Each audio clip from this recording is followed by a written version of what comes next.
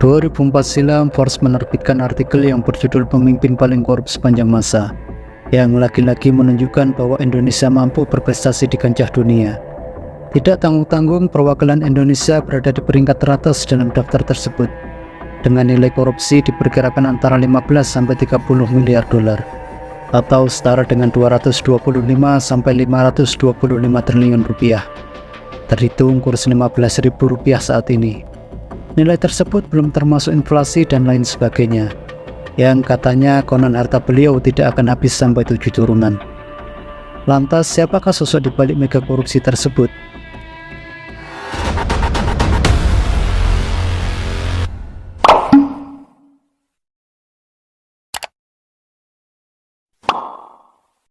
Ya, dialah The Smiling General, Presiden kedua Republik Indonesia, Haji Muhammad Soeharto. Lahir di Kemusuk, Argomulyo, 8 Juni 1921 silam, Soeharto merupakan anak ketujuh dari 9 bersaudara, dari seorang ayah bernama Kartosudiro yang merupakan seorang petani sekaligus pembantu lurah dalam pengairan sawah di desa, sedangkan ibunya bernama Sugira. Saat berusia 40 hari, Soeharto tidak lagi diasuh oleh kedua orang tuanya. Ia dititipkan kepada Mbah Kromo, seorang dukun bayi yang telah membantu proses kelahirannya. Soeharto kecil diasuh dan tinggal selama sekitar 4 tahun di rumah Mbah Kromo. Di rumah Mbah Kromo lah Soeharto tumbuh dari seorang bayi kecil menjadi anak yang ceria. Semasa kecil, Soeharto sering diajak Mbah Kromo pergi ke sawah. Soeharto sangat senang karena ketika di sawah ia bisa bermain bersama kerbau. Soeharto lihai memberikan instruksi kepada kerbau, seperti maju, belok kiri, dan belok kanan. Ia juga suka bermain air dan mandi di atas lumpur. Selain itu, hal yang paling senang Soeharto lakukan adalah mencari dan menangkap belut maupun ikan. Oleh karena itu, sampai pada masa tuanya, Soeharto masih gemar mencari ikan. Ayah dan ibu Soeharto memutuskan berpisah saat ia masih kecil. Ibunya menikah lagi dengan laki-laki bernama Atmo Pawiro dan memiliki 7 orang anak. Sementara itu, sang ayah kandung juga menikah lagi dan mempunyai 4 orang anak. Setelah berusia sekitar 4 tahun, ibu Soeharto menjemput sang anak dari rumah Mbah Kromo. Soeharto kemudian diajak ibunya tinggal di rumah ayah tirinya, Atmo Pawiro. Saat berusia 8 tahun, Soeharto bersekolah di SD Puluhan Kodean.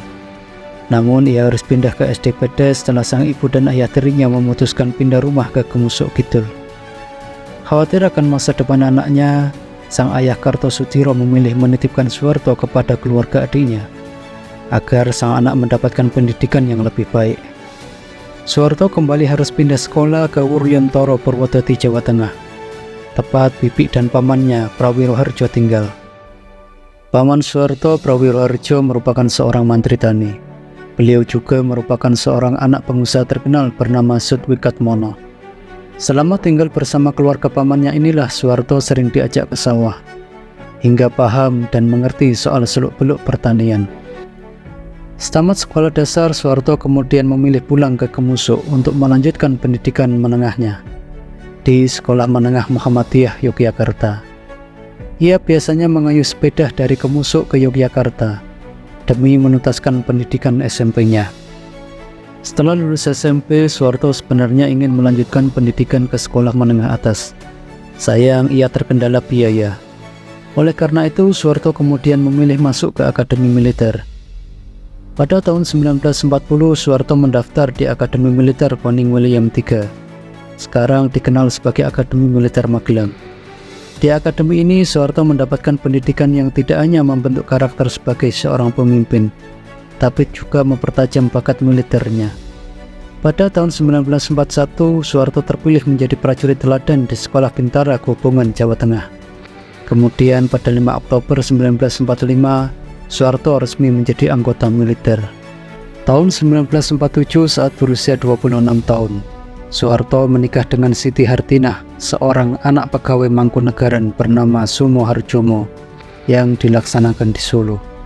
Dari pernikahannya dengan Siti Hartinah atau biasa kita sapa Ibu Tin, Soeharto dikaruniai 6 anak, yakni Siti Hartiati Hestuti, Sigit Harjo Judanto, Bambang Trihatmojo, Siti Hediati Haryadi, Utomo Mandala Putra, dan Siti Hutami Endang Adiningsih.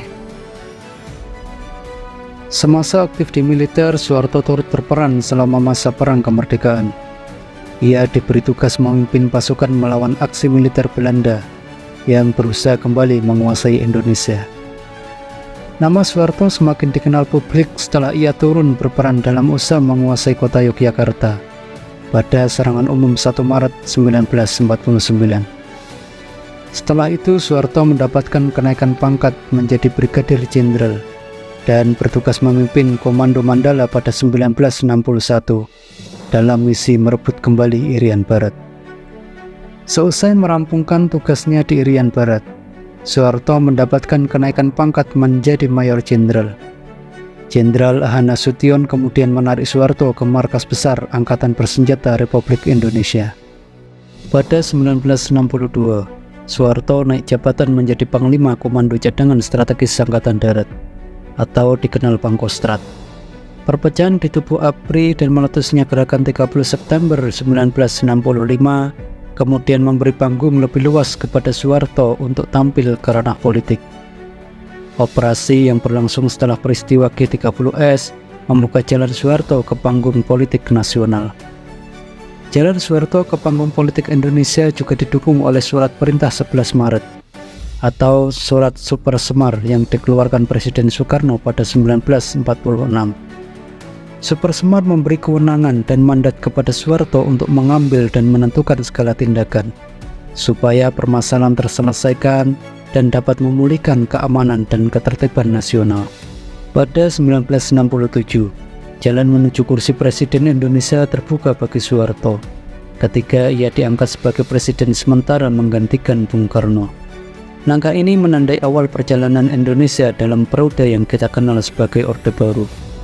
Meski sudah memimpin Indonesia sejak 1967, Soeharto baru resmi dilantik oleh MPRS untuk menjadi Presiden Republik Indonesia pada 27 Mei 1968.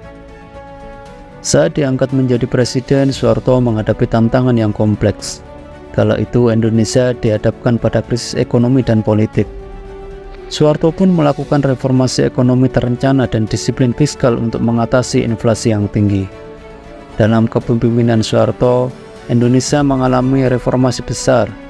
Indonesia mengalami pertumbuhan ekonomi yang pesat serta stabilitas politik yang lebih baik. Kebijakan pembangunan yang terstruktur dan berfokus pada pertanian, industri dan infrastruktur juga memperoleh hasil yang signifikan. Keberhasilan ini membuat Soeharto dinobatkan menjadi Bapak Pembangunan Indonesia dan memperoleh penghargaan tertinggi dalam swasembada. Meski selama kepemimpinan Soeharto banyak perubahan dan perkembangan yang relatif pesat, tidak sedikit pula kontroversi yang ia buat. Kepemimpinan di bawah Soeharto berjalan dengan otoriter, kebebasan berpendapat dibatasi dengan ketat. Selain itu, korupsi, kolusi, nepotisme juga kental terjadi selama pemerintahan Orde Baru. Kasus HAM ringan maupun berat mewarnai perjalanan karir Soeharto, mulai dari pembantaian terduga anggota maupun simpatisan PKI tahun 65-66 yang menewaskan lebih dari 2 juta orang. Penembakan misterius yang lebih dikenal Petrus membunuh orang-orang yang dianggap meresahkan tanpa melalui proses pengadilan.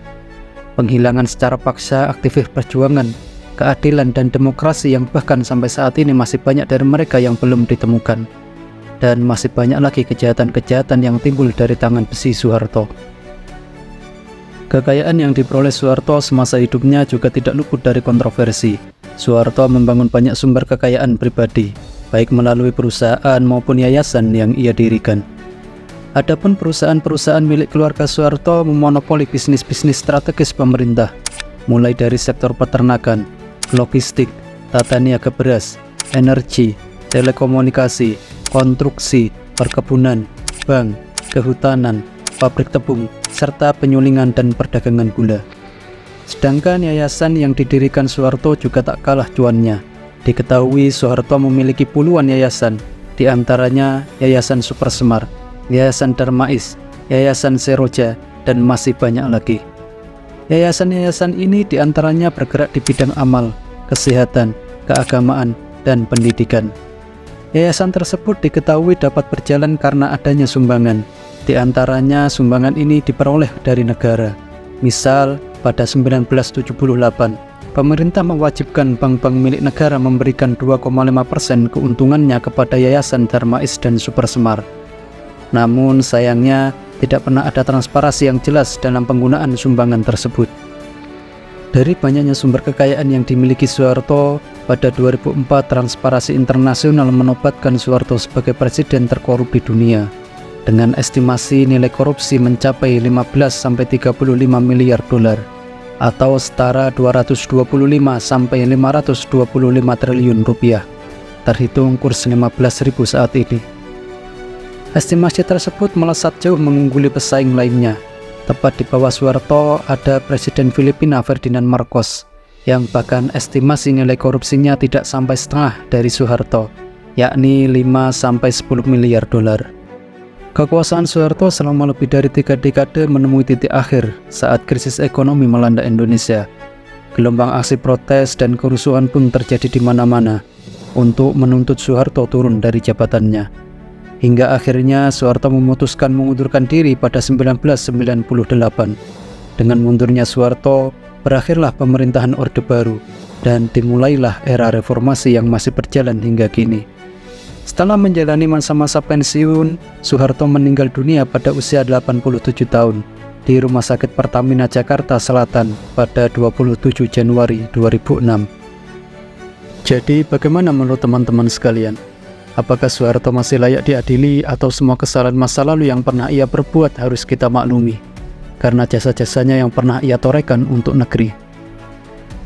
Dari sejarah yang pernah terjadi, semoga kita semua dapat pembelajaran untuk senantiasa bijak dalam memilih pemimpin, baik di masa kini maupun masa yang akan datang.